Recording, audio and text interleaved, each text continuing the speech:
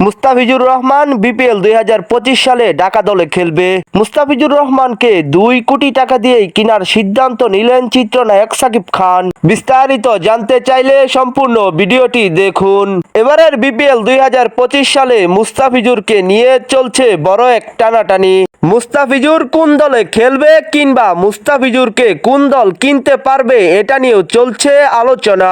এদিকে আবার একটি ফেসবুক পোস্টের মাধ্যমে মুস্তাফিজুর রহমান বলেছেন, এবারের বিপিএলে তাকে কিনতে হলে সর্বোচ্চ টাকা দিয়েই তাকে কিনতে হবে। মুস্তাফিজুর রহমান আরো বলেছেন, আমি যেই দলেই খেলি না কেন ওই দলকেই আমি জিতানোর জন্য সর্বোচ্চ চেষ্টা করি এবং ভালো বল করতে চেষ্টা করি। অপরদিকে এবার মুস্তাফিজুর রহমানের বোলিংয়ের প্রশংসা করলেন চিত্রনায়ক সাকিব খান। সাকিব খান বললেন, বিপিএলে ঢাকা দল নেওয়ার কিছুদিন পরেই একজন ভালো বোলিং হিসেবে মুস্তাফিজুর রহমানকে কেনার সিদ্ধান্তটা নিয়েছি।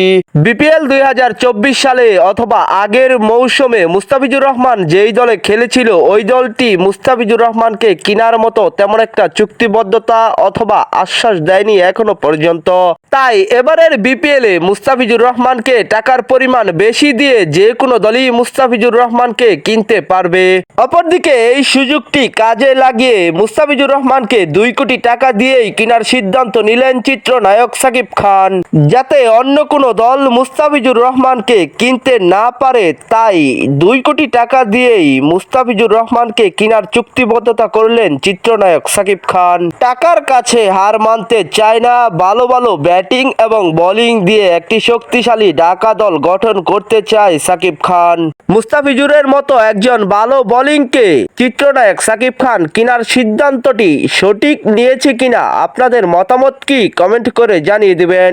এবারের বিপিএলে মুস্তাফিজুর রহমানের ভালো বোলিং দেখার অপেক্ষায় থাকবে মুস্তাফিজুর রহমানের লক্ষ লক্ষ ভক্ত।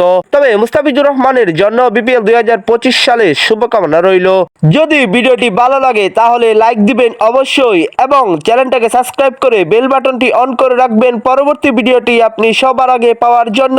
সবাই ভালো থাকবেন, সুস্থ থাকবেন, দেখা হবে পরবর্তী আরেকটি ভিডিওতে।